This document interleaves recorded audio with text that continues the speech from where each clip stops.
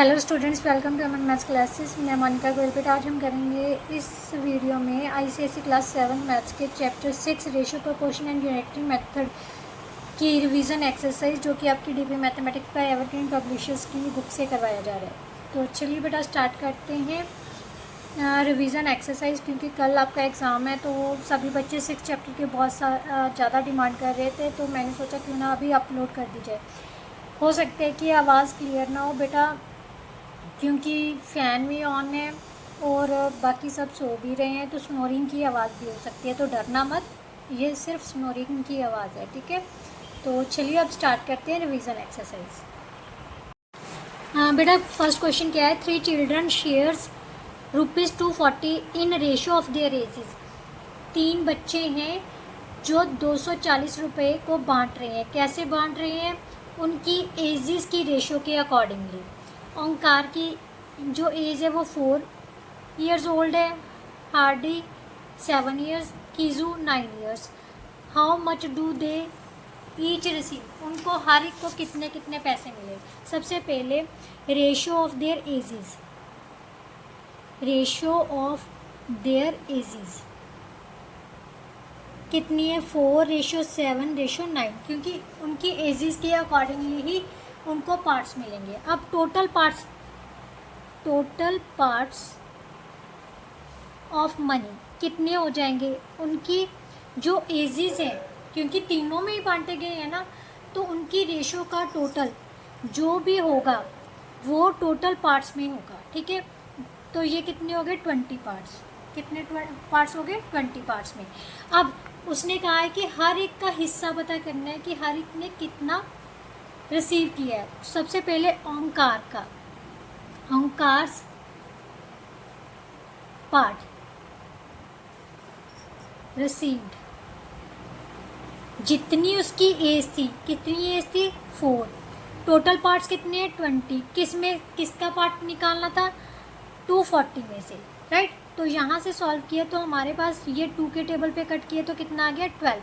Means 4 × 12 rupees. So that is equal to ₹48। उसको किसको मिली है? ओंकार को, राइट। अब हम निकालेंगे हार्दिस पार्ट रिसीव्ड कितने आ जाएंगे? 7/20 × 240। इसको डिवाइड करोगे बेटा 12 आ जाएगा। 12 को 7 से मल्टीप्लाई किया तो कितना आ गया? 84 रुपीज़। सो हार्दिक को कितना मिला बेटा? ₹84। अब कीजू का पार्ट निकाल लो। कीजूस पार्ट इज इक्वल टू 9/20 × 240। ये फिर से डिवाइड किया तो कितना आ गया? 12 9 का 108। सो कीजूस पार्ट कितना आ गया? ₹108, राइट। नाउ नेक्स्ट क्वेश्चन बेटा। नेक्स्ट क्वेश्चन में क्या दिया हुआ है? Orange squash is mixed into ratio 1 part concentrate to 6 parts water.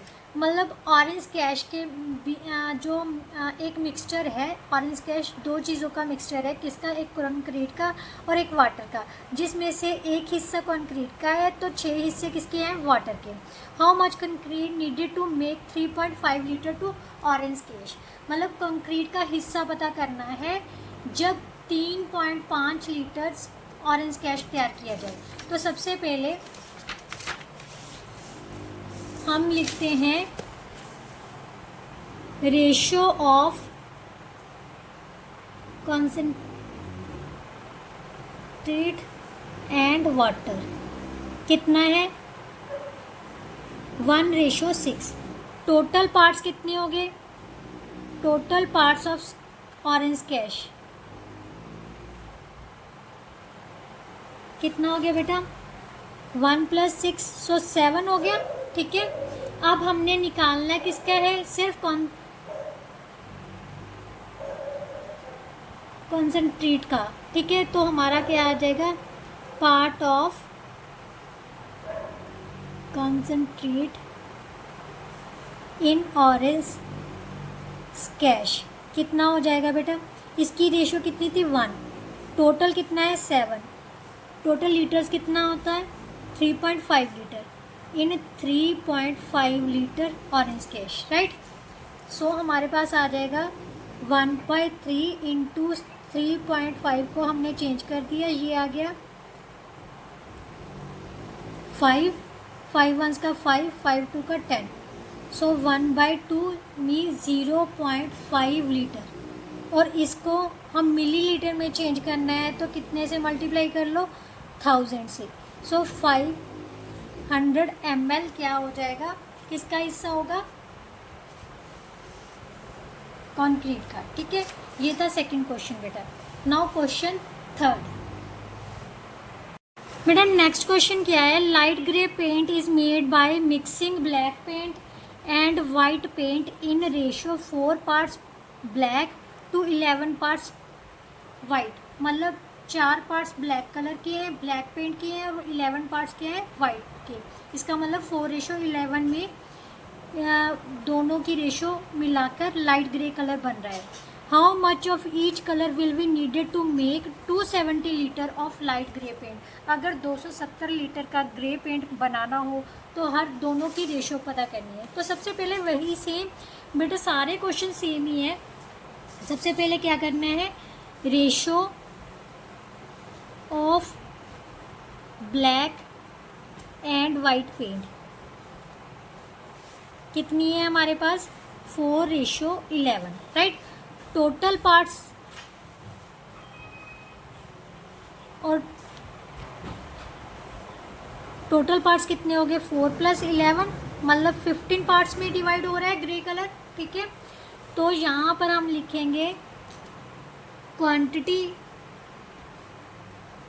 Quantity of black paint in grey paint is equal to, black की रेशियो कितनी थी, 4 पार्ट्स की थी, टोटल पार्ट्स कितने हैं 15, कितने में, इन 270 लीटर ऑफ ग्रे पेंट लिख लो, ठीक है। इन 270 लीटर ऑफ ग्रे पेंट में कितना हो गया, 270 लीटर में डाल लेना, ठीक है। अब यहाँ पर हम 3 के टेबल पर कट कर देते हैं। यहाँ पर आ गया 5, यहाँ पर आ गया 9, 0, यहाँ पर कैंसिल किया तो कितना आ गया बेटा, 5 वंस का 5, 5 8 का 40, 18 को 4 से मल्टीप्लाई किया तो कितना आ गया, 72 लीटर क्या होगा, ब्लैक कलर का पेंट।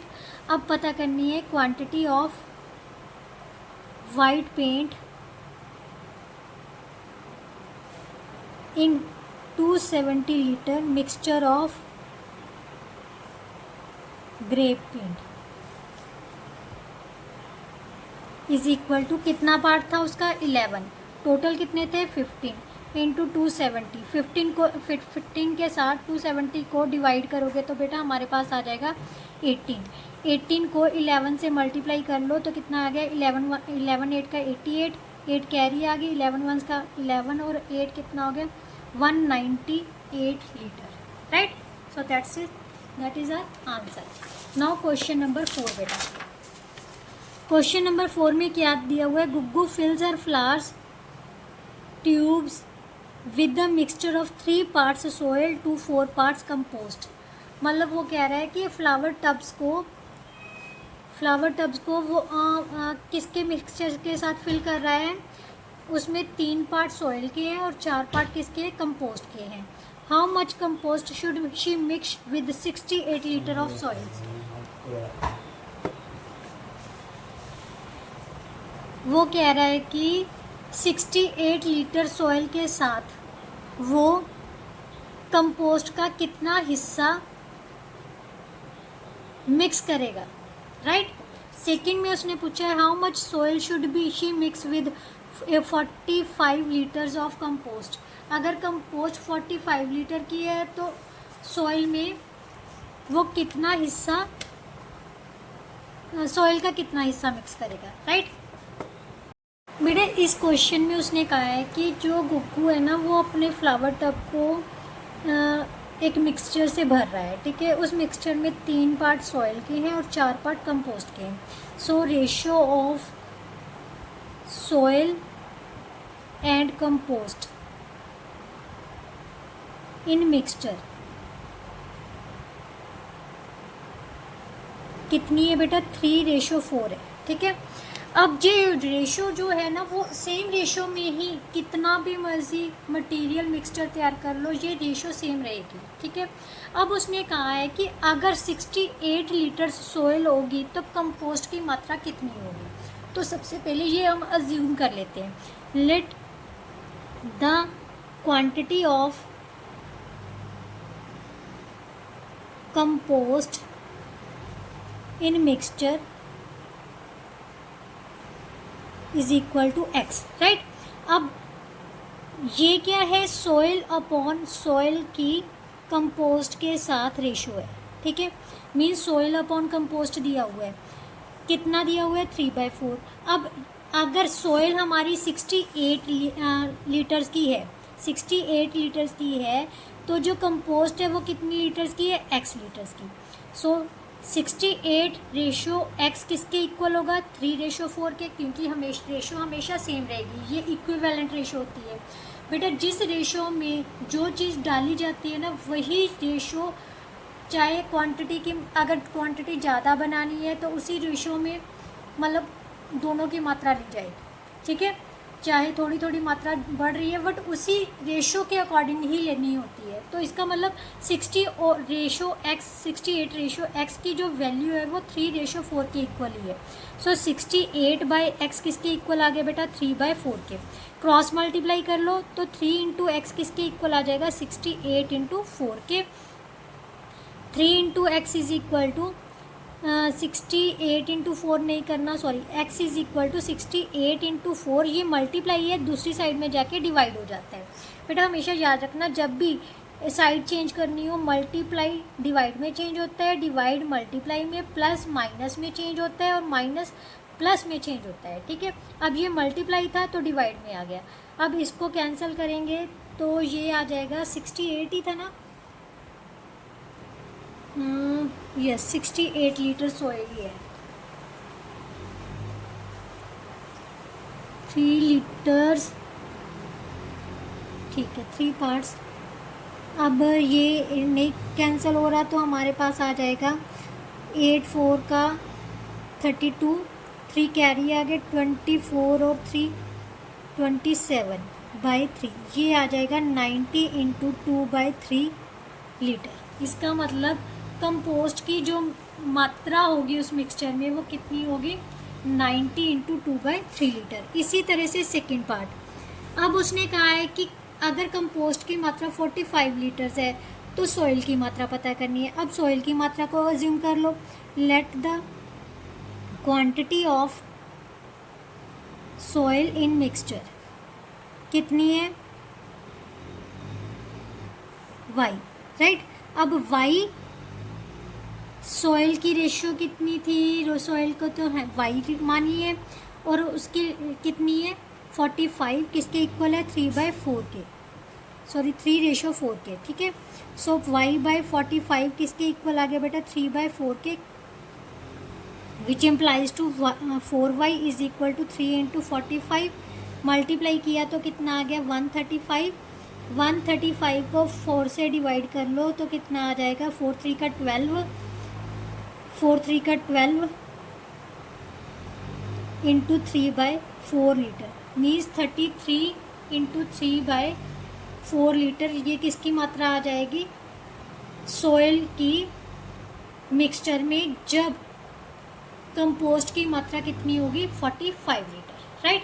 नाउ नेक्स्ट क्वेश्चन बेटा, क्वेश्चन में क्या दिया हुआ है? In an examination the ratio of passes to failures was 4:1, मतलब पास नंबर ऑफ स्टूडेंट्स जितने पास हुए हैं वो और फेलियर्स स्टूडेंट्स की जो रेशियो है वो 4:1 है। अगर वो कह रहा है कि इफ़ 30 लेस हैड अपीयर्ड, मतलब टोटल स्टूडेंट्स में से अगर 30 लेस अपीयर हो रहे हैं एग्ज़ाम में तो 20 लेस पास हो रहे हैं। जितने पहले स्टूडेंट पास हो रहे थे उससे 20 स्टूडेंट्स कम पास हो रहे हैं। तो the ratio of passes to failures, तो पास और फेल स्टूडेंट्स की जो रेशियो है वो किस में कन्वर्ट हो जाती है? 5:1 में, मतलब नई ratio. How many students appeared for the examination. तो इसके लिए सबसे पहले जो रेशो दी हुई है ना उसी के अकॉर्डिंगली अज्यूम कर लेते हैं। ठीक है, ये क्वेश्चन था question number 5. Let the number of students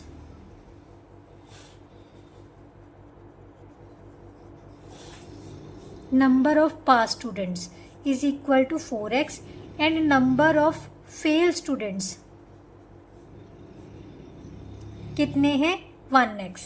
accordingly assume कर लेते हैं. ठीक है, उसने कहा है कि अब टोटल नंबर ऑफ स्टूडेंट्स कितने होंगे, टोटल स्टूडेंट्स कितने होंगे, total number of students is equal to 4x plus 1x, so that is equal to 5x होंगे. ठीक है, अकॉर्डिंग टू क्वेश्चन अगर वो कह रहा है कि टोटल नंबर ऑफ स्टूडेंट्स में से 30 लेस अपीयर हों, ठीक है, तो 30 लेस अपीयर्स मीन्स कितने हो जाएंगे, new students those appeared in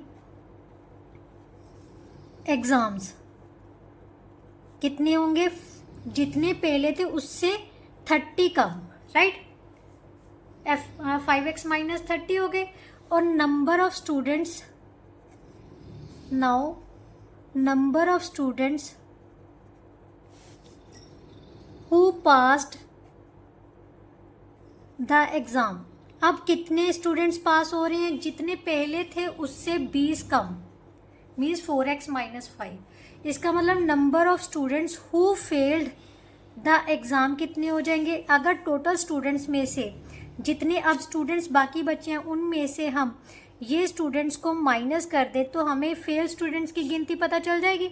5x minus 30 minus 4x plus 20, so that is equal to 1x minus 10 हो गए.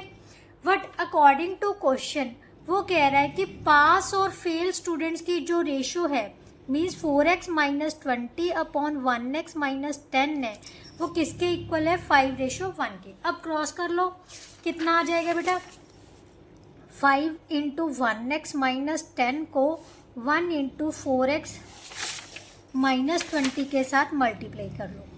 तो यहाँ 5x को 1x के साथ मल्टीप्लाई किया 5x, 5 को 10 से मल्टीप्लाई किया 50, 1x 1 के साथ किसी भी नंबर्स या टर्म्स को मल्टीप्लाई करें तो सेम रह जाती है. अब 5x माइनस 4x किसके इक्वल आ गया, माइनस का 20 प्लस का 50, साइन चेंज हो जाएगा इसका. 1x इज इक्वल टू 30 के.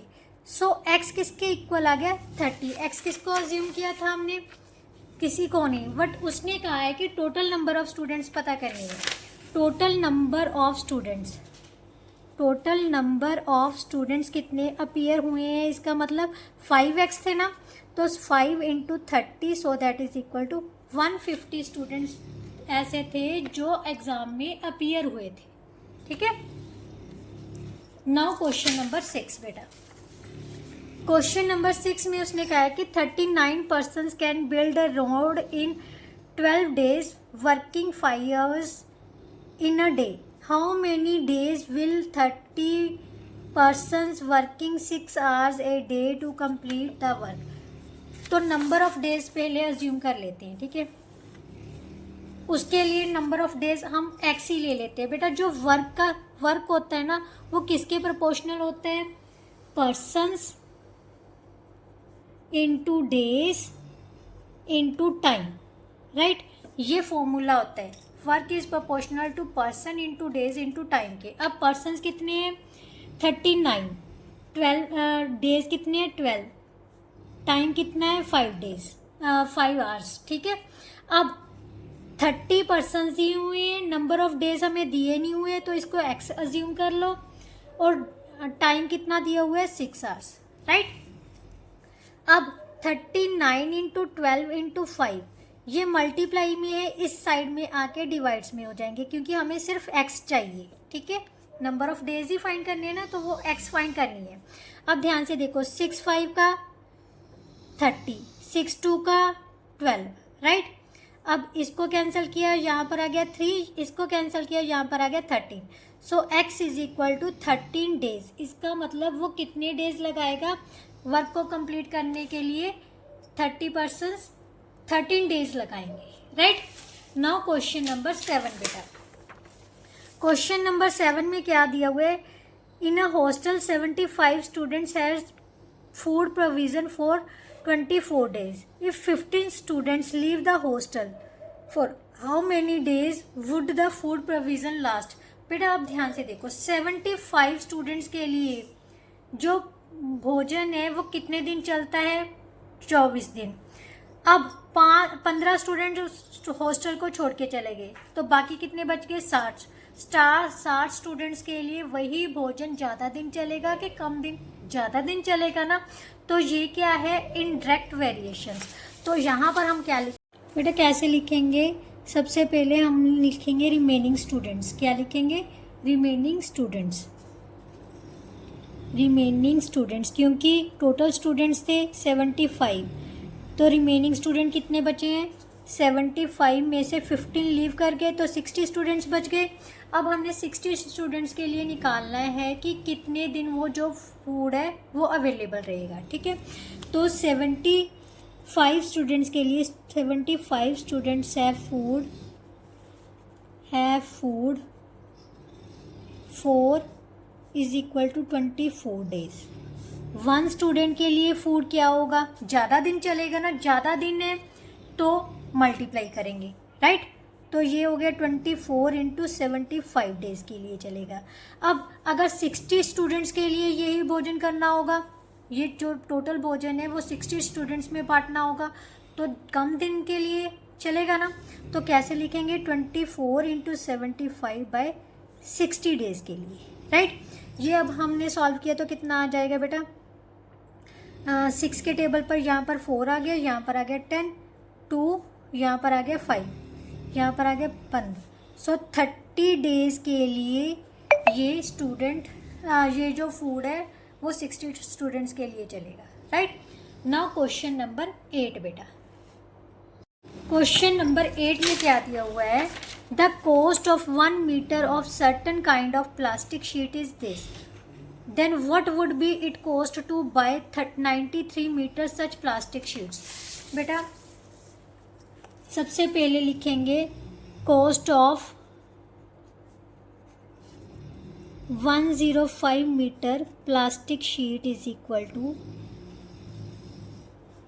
₹1575 और cost of 1 metre plastic sheet की क्या हो जाएगी? ₹1575 बाय, कम होगी ना तो डिवाइड कर दिया। अब उसने कहा है कि 93 मीटर की पता करनी है, 1 मीटर की इतनी है, तो 93 मीटर के लिए हम क्या करेंगे? मल्टीप्लाई करेंगे। ज़्यादा के लिए क्या करते हैं? Multiply 1575 bye 105 into 93। सो यहाँ से हमने 3 के टेबल पर कैंसिल कर देते हैं, यहाँ पर आ गया 31 और यहाँ पर कितना आ जाएगा? 3 का 9, 3 5 का 15, राइट। ये 5 के टेबल पर कट कर देते हैं, यहाँ पर आ गया 7, यहाँ पर 5 3 का 15, 1 एंड 5। अब ध्यान से देखो क्या ये कट हो रहा है? 7 4 का 28, 7 5 का 35, राइट।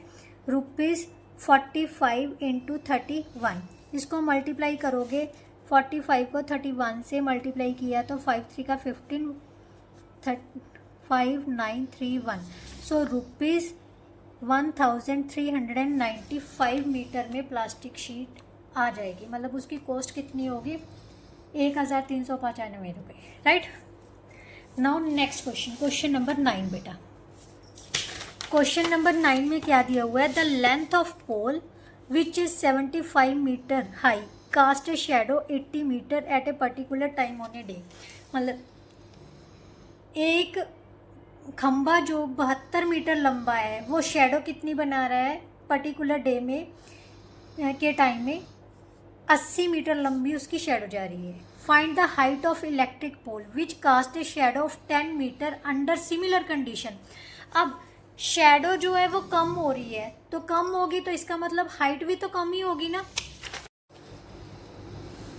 क्वेश्चन 9 में बेटा क्या दिया हुआ? The length of pole which is 72 metre high cast a shadow 80 metre at a particular time on a day. मतलब दिन के समय किसी खास समय में 72 मीटर ऊंचे खंबे की जो शेडो है परछाई है वो 80 मीटर पड़ रही है। अगर उसकी किसी खंबे की परछाई 10 मीटर है तो उसकी हाइट पता करनी है। ठीक है, 80 metre shadow for the length of pole is equal to 75 metre. 1 metre shadow के लिए लेंथ ऑफ पोल कितनी होगी, कम होगी, मीन्स 75/80 हो गई।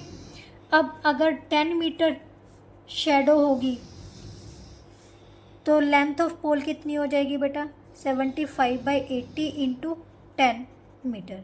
ज़ीरो के साथ ज़ीरो कैंसिल हो गया। अब हमने 75 को 8 से डिवाइड कर लेते हैं तो कितना आ जाएगा, 8 9 का 72, 3/8 metre. Right. Now question number 10।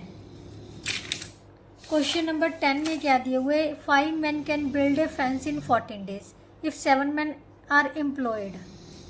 Find the number of days in which the fence will B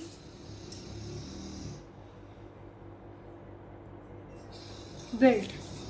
बेटा वो कह रहा है कि 5 आदमी फेंस को बना सकते हैं 14 दिन में। इफ़ 7 men आर एम्प्लॉयड, मतलब अगर 7 आदमी काम करते हैं तो वो कितने दिन में ये फेंस को बिल्ड कर देंगे। ठीक है, 5